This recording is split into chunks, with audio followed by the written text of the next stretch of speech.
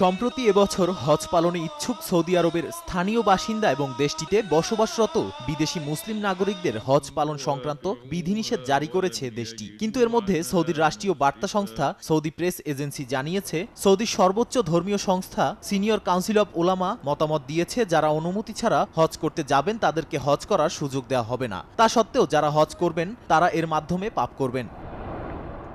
গত শুক্রবার সৌদির স্বরাষ্ট্র মন্ত্রণালয়, হজ ও উমরা মন্ত্রণালয় এবং দুই পবিত্র মসজিদের দায়িত্বে থাকা কর্তৃপক্ষের প্রতিনিধিরা এ ব্যাপারে আলেমদের কাছে তাদের মতামত তুলে ধরেন। এরপর আলেমরা ঘোষণা দেন, হজ করতে হলে অবশ্যই পূর্বে অনুমতি নিতে হবে।